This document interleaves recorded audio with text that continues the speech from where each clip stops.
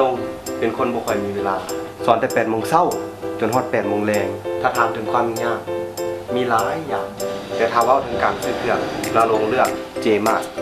เหมาะสำหรับคนที่บ่ค่อยมีเวลาคือเฮาไปคนเดียวก็สะดวกกับครอบครัวก็สบายสามารถเลือกซื้อเครื่องสบายง่ายๆขอแนะนำเจมากที่นี่บ่ผิดหวังอย่างแน่นอน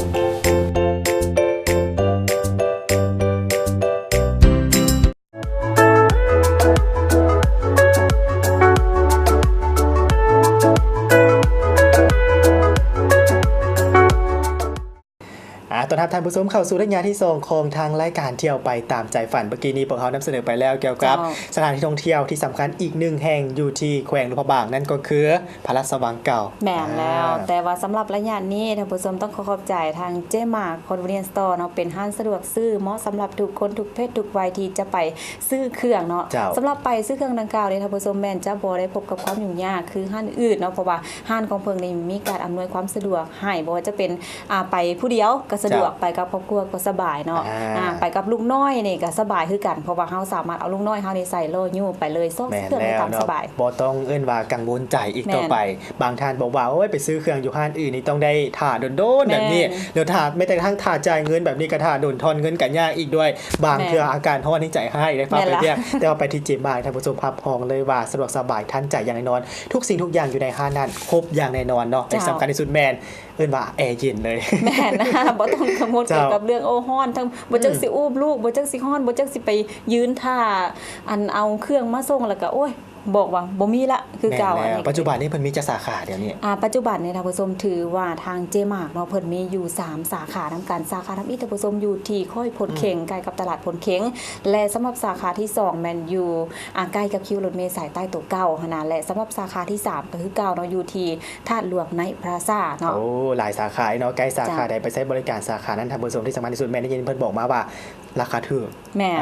โคซุก็เป็นลูกค้านึงค่ะประจำท่านผู้ชมเราไปซื้อประจำเลยมักจะไปมื้อพักมื้อผ่อนก็ได้โดยเฉพาะเป็นไผที่บ่มีเวลาไปมื้อปกติบางทีวันเสาร์อาทิตย์ไปท่านผู้ชมเนาะซื้อหลายเพิ่นก็มีส่วนลดให้อีกเนาะกับเจมาร์คฝากไว้เต็มท่านผู้ชมเอาล่ะมาถึงระยะนี้พวกเรามีอีก1สถานท่องเที่ยวยังบ่ทันได้ออกจากแขวงหลวงพระบางเด้อเพราะว่าหลวงพระบางนั้นมีหลายสิ่งหลายอย่างให้พวกเราได้ไปสัมผัสท่านผู้ชมหลังจากที่ได้ไปรับชมพระราชวังเก่าแล้วอีก1สถานท่องเที่ยวที่ท่านบ่ควรพลาดนั่นก็คือพระธาตุภูสีพระธาตุภูสีเป็นพระธาตุที่ว่ามีชื่อเสียงและก็สูงที่สุดอยู่ทางแขวงหลวงพระบางท่านผู้ชมซึ่งว่าพระธาตุภูสีนี้ก็ตั้งอยู่กงกันข้ามกับพระราชวังหลวงพระบางคือกันใกล้ๆเนาะหมายว่าออกจากสถานที่ดังกล่าวนั้นแล้วขึ้นมาที่พระธาตุภูสีได้เลยท่านผู้ชมเนาะสำหรับพระธาตุภูสีนี่ถือว่าได้ถูกสร้างตั้งขึ้นในปีในปีค.ศ. 1781นั่นเองซึ่งจุดพิเศษของพระธาตุภูสีนี่ถือว่าเป็นไฮไลท์ของพระธาตุภูสีเลยถ้าหากว่าไปพระธาตุภูสีนี่ต้องได้ไปทดสอบความอดทนความพยายามนะแล้วกับการขึ้นขั้นใดทั้งหมด328ขั้นท่านผู้ชมเนาะหลังจากท่านขึ้นไปขั้นใดในว่า328ขั้นแล้วไปถึงโจมภูจะเห็นทิวทัศน์ของแขวงหลวงพระบางทั้งหมดเลยมันว่าได้360องศาเลยแม่นเป็นที่ว่ามุม360องศาเลยท่านผู้ชมเพราะว่าคือดังที่ว่าจินดาได้เว้าไปขึ้นไปในท่านผู้ชม328คันไดลองขึ้นเบิ่งว่าเฮาขึ้นเฮือนของเฮานี่นะประมาณ10 ไปคันไดนี่เกือบว่าโอ้ยสิเป็นวินเลยสำหรับผู้ใดผู้เฒ่าผู้แก่แต่ว่าบางคนนี่ท่านผู้ชมเชื่อบ่ว่าจะเป็นทั้งเด็กน้อยหรือว่าผู้ใหญ่นี่ย้อนความมุ่งมั่นย้อนความที่ว่าอยากเห็นมันบ่ถ้าว่าไปหลวงพระบางแล้วนี่เพิ่นได้ปีนไต่ขั้นใดขึ้นไปฮอด328ขั้นและหลังจากที่ว่าปีนขึ้นไปฮอด328ขั้นและท่านผู้ชมเราจะเห็นภาพบรรยากาศโดยเฉพาะกับแม่นเพิ่นจะได้นั่งพักผ่อนก่อนทำอีกนั่งเซาเมื่อยก่อนแต่ว่าในระยะเวลาที่พวกเรากำลังย่างไปหาท่านผู้ชมขึ้นขั้นใดในระยะ328ขั้นหันเสื้อบ่ว่าท่านผู้ชมอ้อมหอบของขั้นใดนั้นมีต้นจำปาที่เก่าแก่ได้เนาะแล้วก็มีว่าดอกไม้ที่เพิ่นประดับประดาอยู่ข้างนอกพวกเฮาแนมเข้าไปแล้วรู้สึกบ่เมื่อยได้เพิ่นเวลาขึ้นไปถ้าว่าบรรดาท่านนั้นลงไปสัมผัสเบิ่งจะรับรู้ถึงว่าความงดงามของโศกฟ้าขั้นใดนอกจากนั้นได้เห็นทิวทัศน์ของหลวงพระบางหรือว่าคุ้มสุดคุ้มพิเศษไปกว่านั้นถ้าหากว่าขึ้นไปแล้วไปกราบไหว้ไปสักการะบูชาไปขอพรหลายทานเชื่อว่าจะประสบผลสำเร็จได้ถ้าหากว่าขอสิ่งใดก็ได้และเคียงคู่กันนะท่านผู้ชมเคียงคู่กับการที่ว่าเฮาขึ้นไปบันไดหลายๆขั้นฮั่นเนาะเฮาก็จะได้1เป็นการออกกำลังกาย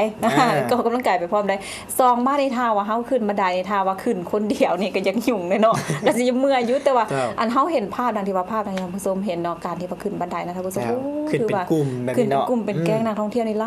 ลายอีหลีเนาะมีการซับเปลี่ยนกันในแต่ละมื้อนะบางท่านเนี่ยก็อาจจะไปตอนเช้าบางท่านก็อาจจะไปตอนบ่ายแต่ว่าขอแนะนำเลยต้องไปตอนค่ายแรง แม่นแล้วถ้าไปค่ายแลนี่จะเห็นเอิ้นว่าที่ธรรมชาติที่สวยงามนอกจากนั้นสมตะเวนใกล้จะตกดินนี่แห้งงามได้เนาะสะท้อนใส่กับแม่น้ำคองแม่น้ำค้าง แม่น แบบ แหละ นี้ป้าโทบ่ให้เว้าเลยเนาะทิวทัศน์ธรรมชาติที่สวยงามอีหลีท่านผู้ชมเนาะและขึ้นไปถ่ายรูปได้อยากบอกเลยว่า1ชีวิตคือว่าเกิดมาชาติเดียวนี่แหละ แม่น ถ้าหากว่าบ่ได้ไปหลวงพระบางท่านผู้ชมเนาะไปฮอดหลวงพระบางแล้วบ่ได้ขึ้นไปที่พระธาตุผู้สีบ่ได้ไปถ่ายรูปไปเป็นที่ระลึกแบบนี้ถือว่าไปบ่ฮอดและน่าเสียดายเลยได้ท่านผู้ชม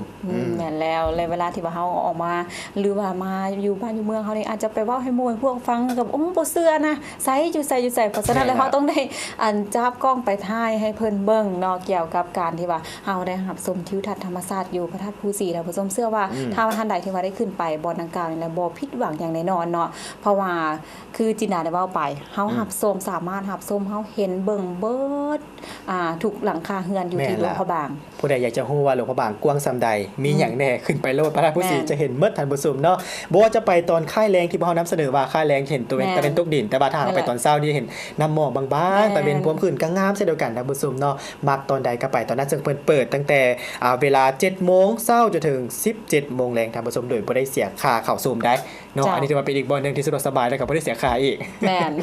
และสิ่งที่สำคัญนี่ก็ฝากกันไว้เนาะสำหรับท่านใดที่ว่าได้ขึ้นไปสถานที่ท่องเที่ยวดังกล่าวนี่ท่านผู้ชมถ้าว่าไปกับเด็กน้อยหรือว่าไปกับผู้เฒ่าสิก็ควรจะมีการเบิ่งแย่งกันได้เนาะ เจ้า เพราะว่า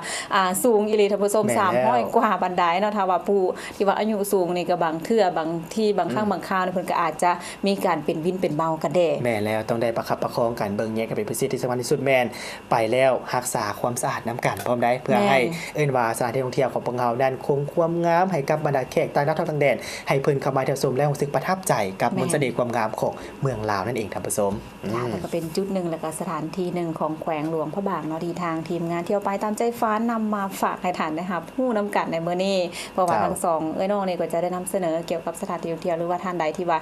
ยังบ่ทันได้ฮู้บ่จะไปหลวงพระบางนี่เฮาจะไปยังไดไปเที่ยวบ่อนใดสิก็ท่านก็สามารถติดต่อมาสอบถามทางสองคนเฮาก็ได้เช่นเดียวกันเนาะ แม่นแล้วท่านผู้ชมเนาะถือว่ามือต่อไปพวกเราจะนำท่านผู้ชมได้ไปเที่ยวบ่ได้นั้นต้องติดตามรับชมแต่ว่าบ่ข้อนี้ต้องขอขอบใจนํผู้ยังใจะดีที่ให้การ เจ้า อุปถัมภ์และการกับเรานั่นก็คือบริษัทเฟิร์ทาราบริษัทที่จะนำพาประธานนั้นได้ไปท่องเที่ยวตามใจฝันของทุกท่านและนอกจากนั้นเพิ่นยังรับแลหนังสือผ่านแดนอีกด้วย แม่น ครับจองปี้ยนต์แบบมีท่านผู้ชมอยากจะไปบ่อนใดภายในต่างประเทศเพิ่นรับผิดชอบหมดเลย เจ้าหรือว่าท่านใดที่ว่าอยากจะไปท่องเที่ยวสถานที่ใดอยู่ที่ประเทศลาวเฮาก็สามารถสอบถามผ่าน เจ้า ทางเพิ่นได้เนาะเพอเพิ่นให้การบริการครบวงจรทางด้านการท่องเที่ยวเนาะท่านอยากจะจองย่นต์ไปเป็นการส่วนตัวบ่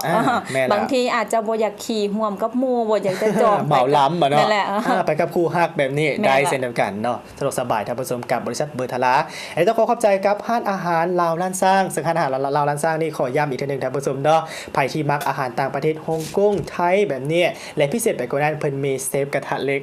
เจ้า เป็นเซฟที่มีชื่อเสียงชนะเลิศจากการปรุงแต่งอาหารมาจากประเทศเพื่อนบ้าน นอกจากนั้นอาหารของพวกเขานี่มีอาหารตามสั่งเริ่มต้นราคาเพียงแต่ 15,000 กีบเท่านั้น 15,000 กีบเท่านั้นราคาบ่แพงนะผู้ชมแต่ว่าภาพบรรยากาศของร้านอาหารดังกล่าวนี่เป็นระดับภัตตาคารเลย โอ้ แต่ว่าค่าอาหารนี่บ่แพงสำหรับคนลาวเฮาท่านผู้ชม